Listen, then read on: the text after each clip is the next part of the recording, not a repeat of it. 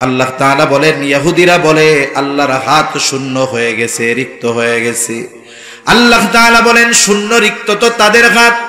এই কথা যে তারা বলল, আল্লাহ তাআলা বলেন এই জন্য তাদের উপরে লানাত, আল্লাহর লানাত এই অবাধ্য জাতির উপরে, আল্লাহর অবাধ্য এই নাশকর গোজার জাতির উপরে। শুধু তাই না, নবী রাসূলগণ তাদের উপরে লানাত করেছেন। আল্লাহ তাআলা বলেন, লুইনাল্লাযীনা কাফারু মিন বানি ইসরাঈলা আলা লিসানি দাউদ ওয়া ঈসা ইবনে মারইয়াম। দাউদ আলাইহিস সালাম তাদের উপরে লানত করেছেন, মারইয়াম আলাইহিস সালাম তাদের উপরে লানত করেছে। তারা ইয়াহইয়া আলাইহিস সালামকে হত্যা করেছে, জাকারিয়া আলাইহিস সালামকে তারা হত্যা করেছে। পৃথিবীর মধ্যে একমাত্র জাতি যারা নবীদের হত্যা করেছে, ঈসা আলাইহিস সালামকে তারা হত্যার অপচেষ্টা করেছে। শুধু তাই না, আমার আপনার নবী মুহাম্মদুর রাসূলুল্লাহ সাল্লাল্লাহু আলাইহি ওয়াসাল্লামকেও এরা হত্যার অপচেষ্টা করেছে। রাসূলুল্লাহ সাল্লাল্লাহু আলাইহি ওয়াসাল্লামকে হত্যার অপচেষ্টা করেছে তারা।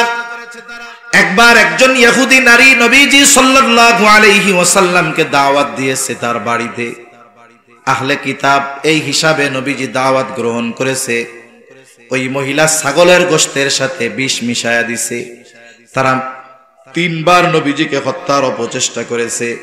এখন দাওয়াতে গিয়া নবীজি ছাগলের গোশত মুখে দিয়েছেন। নবীজি সাল্লাল্লাহু আলাইহি ওয়াসাল্লামকে তৎক্ষণাৎ ওহী মারফত আল্লাহ তাআলা জানায় দিয়েছেন এই গোশতের সাথে বিষ মেশানো। নবীজি সাল্লাল্লাহু আলাইহি ওয়াসাল্লাম সবাইকে এই গোশত খাইতে মানা করে দিলেন। এই বিষের ক্রিয়া নবীজির মধ্যে যদিও তৎক্ষণাৎ দেখা দেয় নাই, কিন্তু ইন্তেকালের পূর্বে নবীজি সাল্লাল্লাহু আলাইহি ওয়াসাল্লাম আয়েশা সিদ্দিকা রাদিয়াল্লাহু তাআলা আনহাকে বলেছিলেন, আয়েশা, ওই যে ইহুদি আমাকে ষড়যন্ত্র করে বিষাক্ত গোশত খাওয়াইছিল, ওই বিষক্রিয়া আমার মধ্যে প্রবল আকার ধারণ করেছে। ওই বিষের ক্রিয়ায় মনে হচ্ছে কেমন যেন আমার শিরা উপশিরা ছিঁড়ে যাচ্ছে। রাসূল আকরাম সাল্লাল্লাহু আলাইহি ওয়াসাল্লাম ওই সময়ও ওই মহিলার উপরে অ্যাকশন নেন নাই, মাফ করে দিয়েছেন, কিছু বলেন নাই। এরপরে আরেকবার ইহুদিদের মধ্যে একটা বিষয় নিয়ে গঞ্জাম লাগছে, ইহুদি আর মুসলমানদের মধ্যে। নবীজি সাল্লাল্লাহু আলাইহি ওয়াসাল্লাম এই বিষয়ের মীমাংসার জন্য যাবেন। আল্লাহর রাসূল সাল্লাল্লাহু আলাইহি ওয়াসাল্লাম যখন ওই ইহুদি গোত্রের মধ্যে গেছে, নবীজিকে একটা দেয়ালের সাথে বসার ব্যবস্থা তারা করছে, আর এই দিক দিয়া ষড়যন্ত্র করছে। দেয়ালের উপর থেকে আমার আপনার নবীর উপরে বড় পাথর তারা ফেলে দিবে, পাথরের আঘাতে নবীজি মারা যাবে, ষড়যন্ত্র করছে। আল্লাহ তাআলা আমার আপনার নবীজিকে আবারও ওহী মারফত জানায় দিয়েছে। এরপরে আরেকবার নবীজি সাল্লাল্লাহু আলাইহি ওয়াসাল্লামের চুল নিয়া ভাঙ্গা চিরুনির মধ্যে 11টা গিট্টু দিয়ে তারা ক্ষতি করার চেষ্টা করেছে। আল্লাহ রাসূল সাল্লাল্লাহু আলাইহি ওয়াসাল্লামের উপরে জাদুর প্রক্রিয়া প্রভাব পরিলক্ষিত হয়েছে। ওহীর মাধ্যমে নবীজিকে জানায় দেওয়া হয়েছে যে অমুক একটা পরিত্যক্ত কূপের মধ্যে একটা ভাঙা চিরুনিতে আপনার চুল নিয়ে 11টা গিট দিয়ে ক্ষতির চেষ্টা করা হয়েছে। ফেরেশতাদের মাধ্যমে আল্লাহ তাআলা জানায় দিয়েছেন ওইখান থেকে চিরুনি উঠানো হয়েছে। সূরা নাস ফালাক আল্লাহ তাআলা নাজিল করেছেন, প্রত্যেকটা আয়াত তিলাওয়াত করেছে, আর একটা গিট খুলে গেছে, আর আমার আপনার নবীজির উপর থেকে জাদুর প্রভাব দূর হয়ে গেছে। এইভাবে এরা আমার আপনার নবীকেও হত্যার অপচেষ্টা করেছে। এদের আরো অবাধ্যতার কারণে একটা সময় জাজিরাতুল আরব থেকে এদেরকে বিতাড়িত করা হয়েছে। পৃথিবীর কোথাও গিয়ে তারা স্থির হতে পারে নাই, কারণ যেখানেই গেছে ওখানেই বিশৃঙ্খলা তারা সৃষ্টি করেছে। অথচ এই জাতির প্রতি আল্লাহ তাআলার করুণা কত ছিল। পবিত্র কোরআনুল কারীমের মধ্যে অনেক নিয়ামতের কথা আল্লাহ তাআলা বর্ণনা করেছে। যখন মুসা আলাইহিস সালাতু ওয়াস সালাম বনি ইসরাঈলদেরকে নিয়ে লোহিত সাগর পাড়ি দিয়ে চলে আসছে, আল্লাহ তাআলা ফেরাউনের জুলুম থেকে আল্লাহ তাআলা তাদেরকে নিষ্কৃতি দিয়েছেন। তাদের চোখের সামনে ফেরাউনের করুণ পরিণতি হয়েছে, তারা নিজ চোখে দেখছে।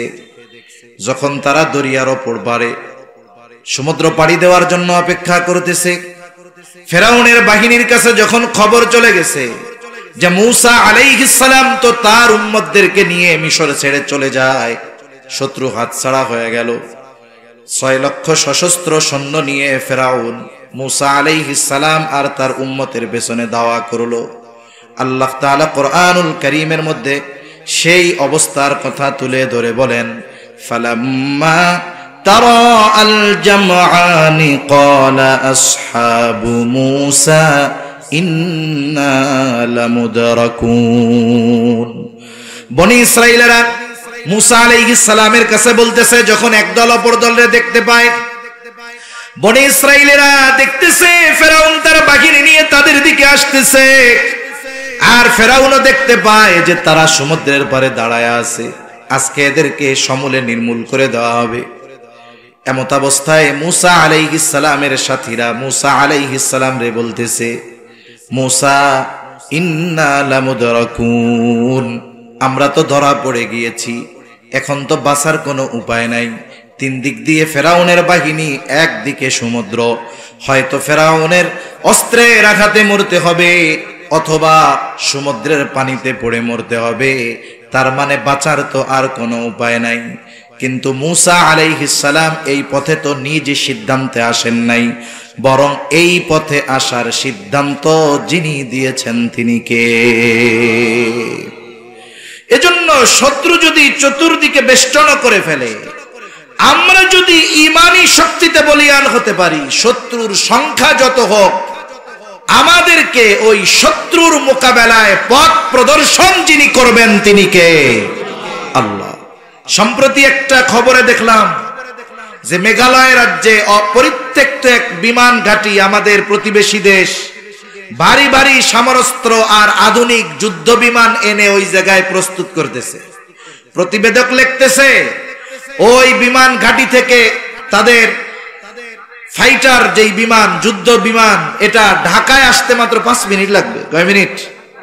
এই প্রতিবেদন গুলার দ্বারা কিছু বুঝেননি, সংবাদ তো দিল, কিন্তু এর দ্বারা আমাদের একটা মেসেজ দিছে না, এটা শুধু একটা জানার খবর না, আমাদেরকে জানাইতেছে বেশি লাফালাফি করো না, ঢাকা উড়াই দিতে আমাদের মাত্র 5 মিনিট লাগবে।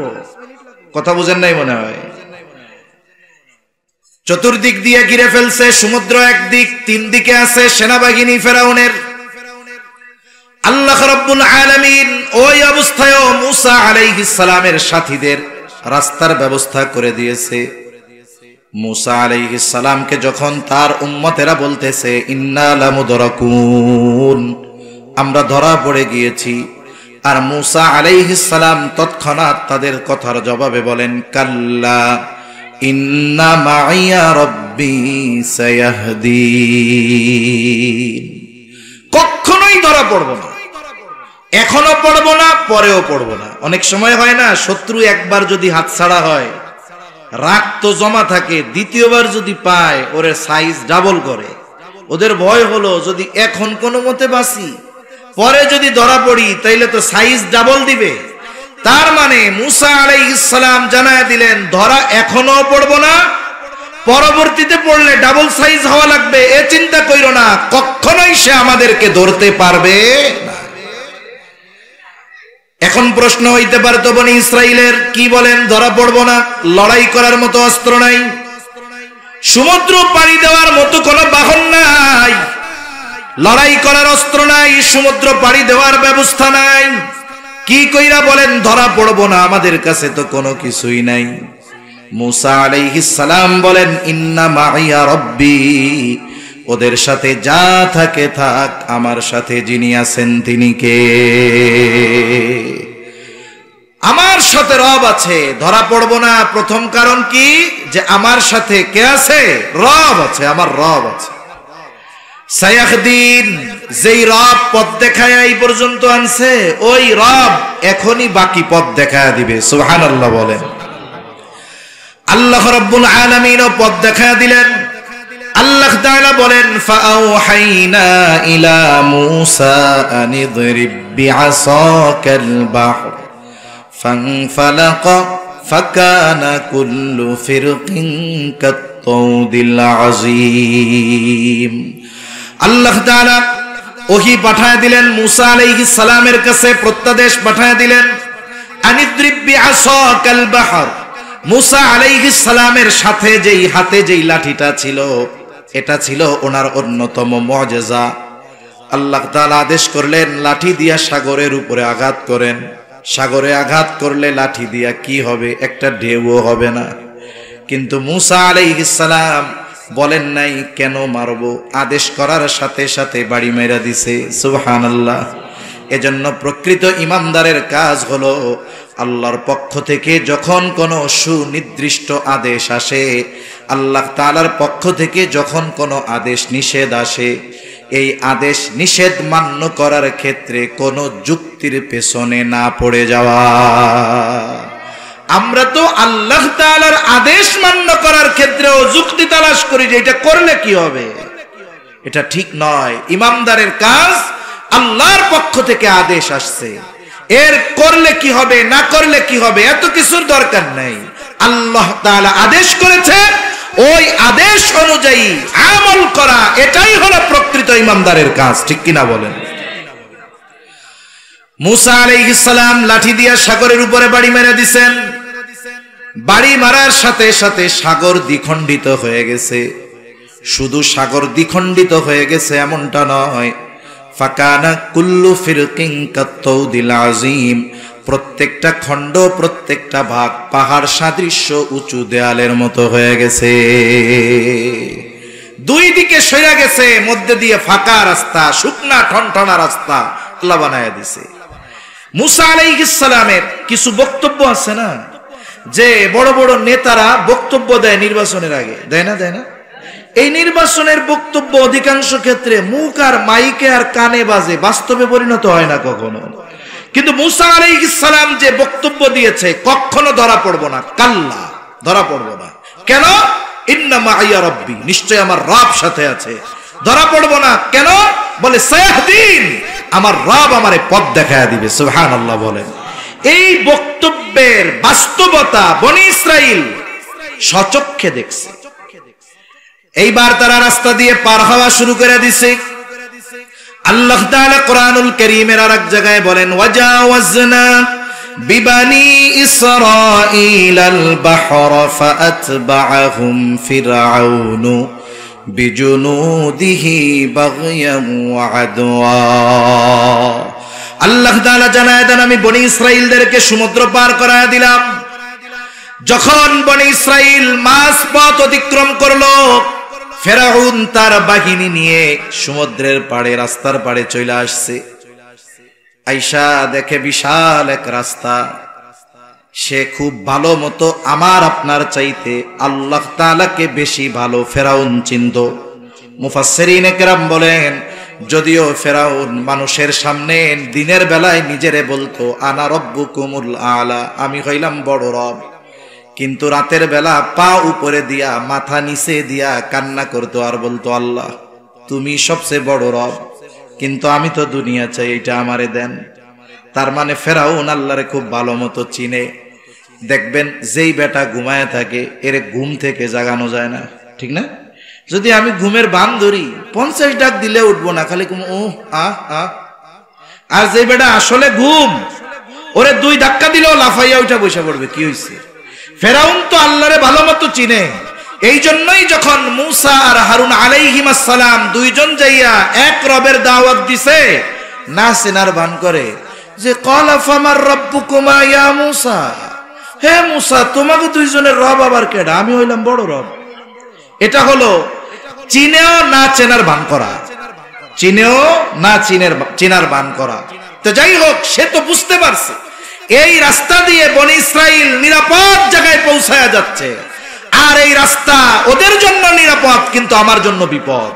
কিন্তু মানুষ কিছু কিছু সময় কিছু কিছু সিদ্ধান্ত সীমা লঙ্ঘনতার কারণে, অহংকারের কারণে, শত্রুতার নেশায়, প্রতিশোধের নেশায় এমন কিছু সিদ্ধান্ত মানুষ নিয়ে বসে, যেই সিদ্ধান্তগুলো তার চূড়ান্ত ধ্বংসের কারণ হয়ে যায়। মনে রাখবেন, যেই জমিনের উপরে মুসলমানদের উপরে রক্ত পড়ে, মুসলমানদের রক্তের দ্বারা জমিনের পবিত্রতা বাড়ে। ওই জমিন যেমন চাষ দেওয়ার জন্য পানির দরকার হয়, একটা জমিন যত উর্বর জমিন হোক, বলেন তো ওই জমিন যদি পানির দ্বারা নরম না হয়, ওই জমিনের উপরে যদি আপনি ধান চাষ করেন, ধান জীবনেও হবে না। ওইখানে পানি দরকার। ওই সুপ্ত জমিন, শুকনা জমিন, মৃত জমিন, এটাকে উর্বর করার জন্য পানি দরকার। অনুরূপ ভাবে যেই জায়গায় ইসলামের জন্য মুসলমানদের রক্ত প্রবাহিত হয়, ওই জমিনকে আল্লাহ তাআলা ইসলামের জন্য অতি দ্রুত কবুল করে নেয়। মনে রাখতে হবে। আপনি আমি অনেক কথা, অনেক বয়ান শুনেছি, নবীজির ভবিষ্যৎবাণী শুনেছি, পূর্ব দিকে এক যুদ্ধ হবে ইমানদার আর মুশরিকদের মধ্যে। মনে রাখতে হবে, সেই ভবিষ্যৎবাণী অনুযায়ী আমরা হলাম সেই মুসলিম বাহিনী, আর আমাদের পাশে আল্লাহর নবী ঘোষিত সেই মুশরিকেরা ওই যুদ্ধের প্রেক্ষাপট তৈরি করতেছে। মুসলমানদের রক্তে জমিন রঞ্জিত হচ্ছে।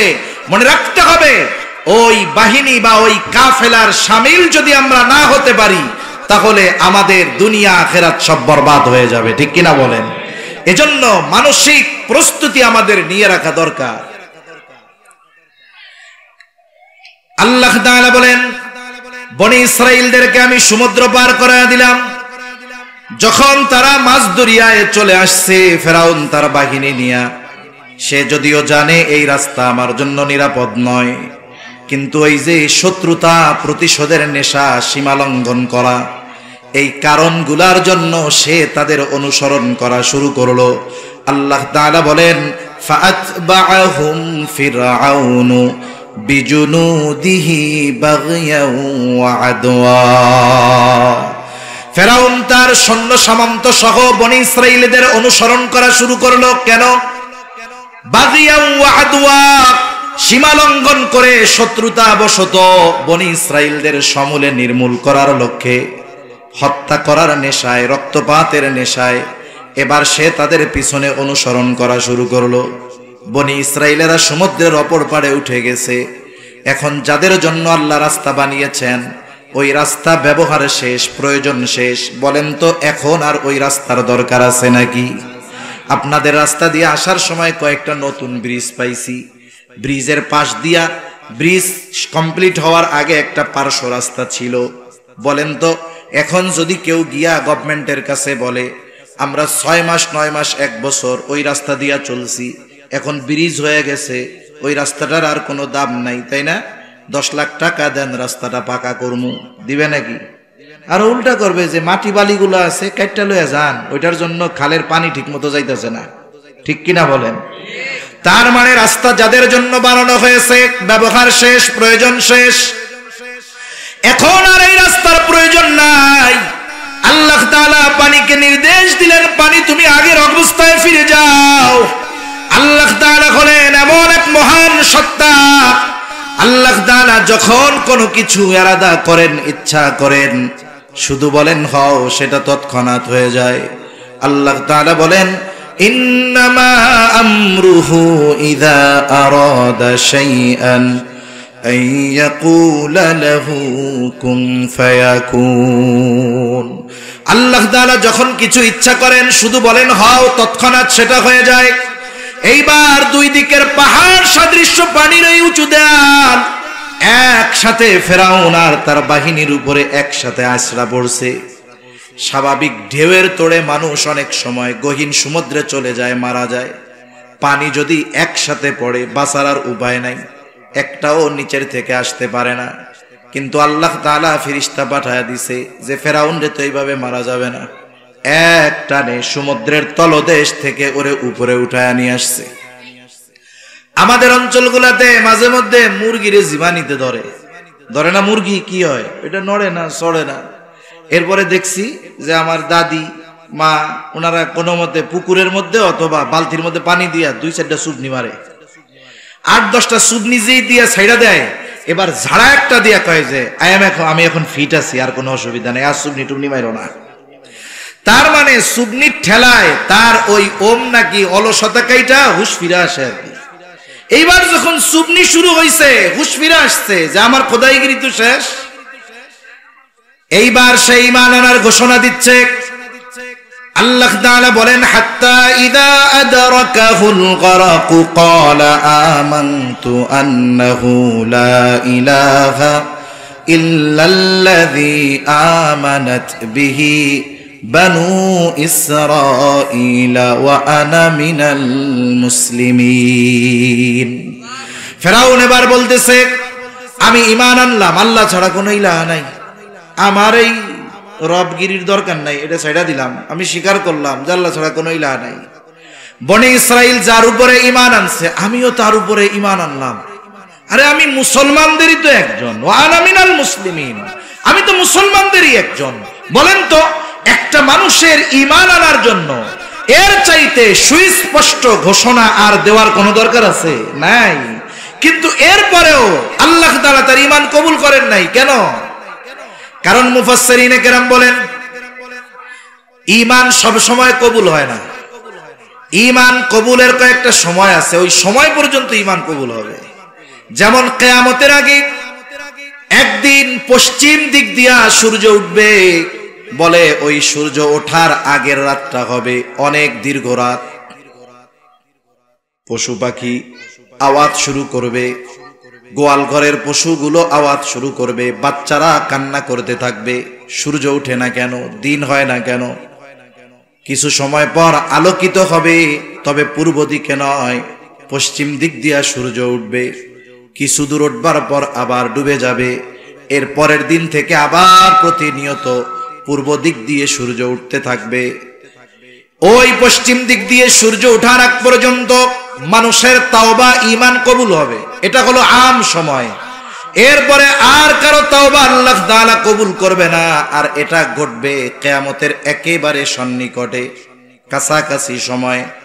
আর একটা হলো মানুষের মৃত্যু যন্ত্রণা শুরু হওয়ার আগ পর্যন্ত তাওবা ঈমান কবুল হয়।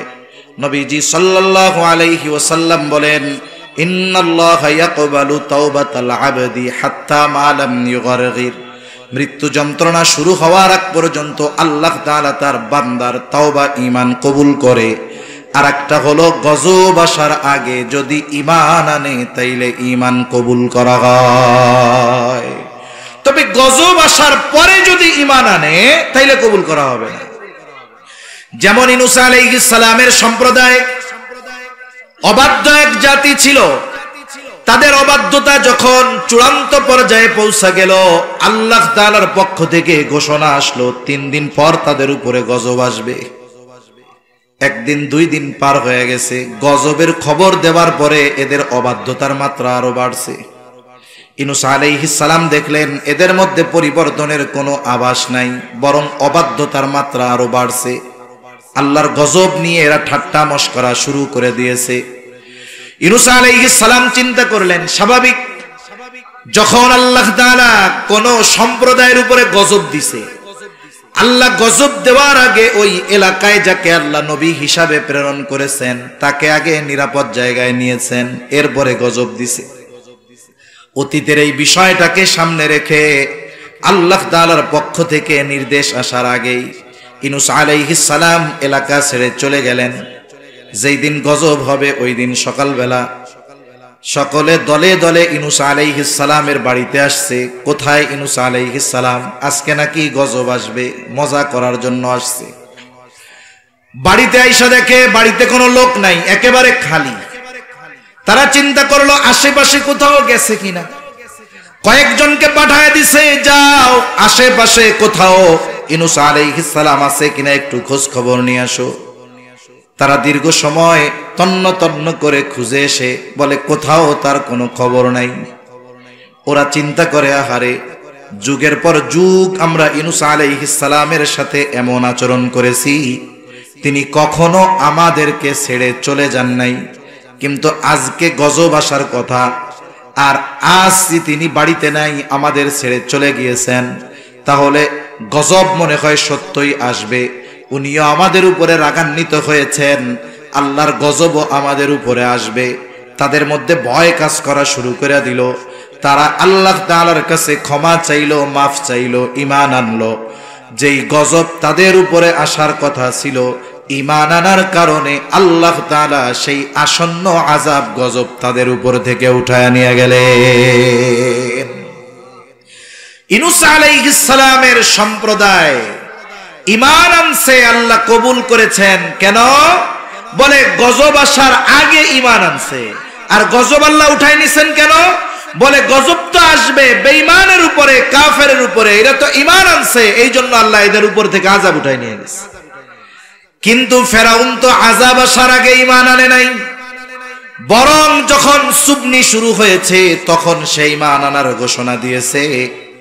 এই জন্য আল্লাহ তাআলা সুস্পষ্টভাবে ঈমানের ঘোষণা দেওয়ার পরেও ফেরাউনের ঈমান তওবা আল্লাহ তাআলা কবুল করে নাই। এই যে ফেরাউন যে লোহিত সাগরের মধ্যে ডুইবা সলিল সমাধি ঘটল ফেরাউনের, সমুদ্রের অপর পারে দাঁড়িয়ে একেবারে সচক্ষে বনি ইসরাইলরা এই দৃশ্য দেখছে। এর মাধ্যমে কি হলো? মুসা আলাইহিস সালামের যেই বক্তব্য, এর সত্যতা তারা নিজের চোখে দেখলো, যে ধরা কখনোই পড়ব না। কেন পড়ব না? কারণ আজকেই ফেরাউনের শেষ দিন, চোখের সামনে ফেরাউন শেষ। দ্বিতীয়ত ধরা পড়ব না কেন? রব সাথে আছে, রাস্তা বানায় দিবে। আল্লাহ সমুদ্রের মধ্যে দিয়ে রাস্তা বানায় দিছে। বলেন তো, এই বিষয়টা যদি কোনো দুর্বল ইমানদার দেখে, বেঈমানও যদি দেখে, আল্লাহর এই কুদরত দেখার পরে আল্লাহর উপরে এবং তাদের উপরে, তাদের কাছে যেই নবী ছিল তার উপরে আস্থা, আল্লাহর প্রতি ঈমান আর কথা ছিল, ঠিক কিনা বলেন? এত বড় নিয়ামত তারা পাইছে যে আল্লাহ তাআলা সমুদ্রের মধ্যে দিয়ে রাস্তা বানায় দিছে, পরবর্তীতে যেন কোনো চিন্তা না আসে মাথার মধ্যে, এই জন্য চোখের সামনে ফেরাউনরে শেষ করে দিছে। কিন্তু এদের পরিণতি কি হইল? এই নিয়ামতটা পাওয়ার পরেও ওই পারে গিয়ে এখন তারা টেনশন করতেছে, থাকমু কোথায় আর খামু কি? চিন্তা করছেন? সমুদ্রের ওই পারে গিয়ে তাদের টেনশন এখন কি? থাকবো কোথায়, খাবো কি? যেই আল্লাহ সমুদ্রের মধ্যে দিয়ে রাস্তা বানাইতে পারে, ওই আল্লাহ তাদের খাওয়ানোর ব্যবস্থা করতে পারে কি পারে না? তারা এবার কয়, মিশরেই ভালো ছিলাম, কমপক্ষে মাথা গোজার ঠাই তো কিছু ছিল। হ্যাঁ, আল্লাহ তাআলা তাদের জন্য মেঘমালারে ছাদ বানায় দিয়েছেন। আল্লাহ তাআলা বলেন, ওয়াযাল্লালনা আলাইকুমুল গামামা ওয়া আনজালনা আলাইকুমুল মান্না ওয়াসসালওয়া। কয় থাকমু কোথায়, খামু কি? মাথার উপরে তো কিছুই নাই। আল্লাহ তাআলা তাদের জন্য মেঘমালারে ছাদ বানায় দিলেন। সাথে সাথে আল্লাহ তাআলা আসমানি খাবারের ব্যবস্থা তাদের জন্য করলেন। মান্না সালওয়ার ব্যবস্থা আল্লাহ তাদের জন্য করেছে। আল্লাহ সুবহানাহু ওয়া তাআলা তাদেরকে মূলত জেরুজালেমের কর্তৃত্ব পুনরায় তাদের হাতে ফিরায়া দিতে চাচ্ছিলেন। ফেরাউনের জুলুম থেকে তারা বাঁচল। তাদের যে আদি পুরুষ হযরত ইয়াকুব আলাইহিস সালাম, ওনার সময় ইউসুফ আলাইহিস সালামের আহ্বানে যে বনি ইসরাইলেরা মিশর হিজরত করে চলে গেছিল, আল্লাহ তাআলা চাইলেন আবার জেরুজালেম বাইতুল মুকাদ্দাসের কর্তৃত্ব এদের হাতে আল্লাহ তুলে দিবে। ওই সময়টাতে পৃথিবীর সবচাইতে উর্বর এবং সবচাইতে উন্নত দামি জায়গা যেটা ছিল সেটার নাম হলো এই জেরুজালেম, বাইতুল মুকাদ্দাস। ওটা ছিল ওই সময়ের সবচাইতে দামি ভূমি। আল্লাহ তাআলা চাইলেন এটার কর্তৃত্ব তাদের হাতে ফিরিয়ে দিবেন। সবচাইতে আধুনিক শহর, সবচাইতে উর্বর জমিন ছিল এই বাইতুল মুকাদ্দাস, পৃথিবীর সবচাইতে দামি জায়গা। যেমন দেখেন না, আমেরিকার নিউ ইয়র্ক সিটিতে একটা ফ্ল্যাট থাকলে বাবা শত শত কোটি টাকা লাগে একটা ফ্ল্যাট কিনতে। দুবাইতে একটা ফ্ল্যাট কিনে মানুষ শুনি শত শত কোটি টাকা দিয়ে, বাড়ি না জমি না, একটা ফ্ল্যাট কিনে। ওই রকম তৎকালীন সময়ের সবচাইতে পবিত্র, সবচাইতে মূল্যবান, সবচাইতে আধুনিক, সবচাইতে উর্বর জায়গা ছিল এই বাইতুল মুকাদ্দাস। কারণ এর আশপাশ আল্লাহ তাআলা বরকত দিয়া ভরপুর করে দিছে, ঠিক কিনা বলেন? এর আশপাশ বরকতময়। স্বয়ং আল্লাহ তাআলা বলছে সবচাইতে বেশি নবী রাসূলরা ওই জায়গায় একত্রিত হয়েছে। সব নবী রাসূলের উপস্থিতিতে আমার আপনার নবীর ইমামতিতে ওই জায়গায় 2 রাকাত নামাজ হইছে। এজন্য আল্লাহ তাআলা, এটা তো মেরাজের শুরু হওয়ার ভূমি, আল্লাহ তাআলা ইসরা করাইছেন মসজিদুল হারাম থেকে মসজিদে আকসা। মসজিদে আকসা থেকে নবীজির সফর শুরু হইছে ঊর্ধ্বলোকে। এই মসজিদুল হারাম থেকে মসজিদুল আকসা পর্যন্ত মধ্যবর্তী জায়গায় আল্লাহ তাআলার অসংখ্য নিদর্শন আছে, যেগুলো আল্লাহ তাআলা ওই মেরাজের সফরের আগে আমার আপনার নবীজিরে দেখাইছে।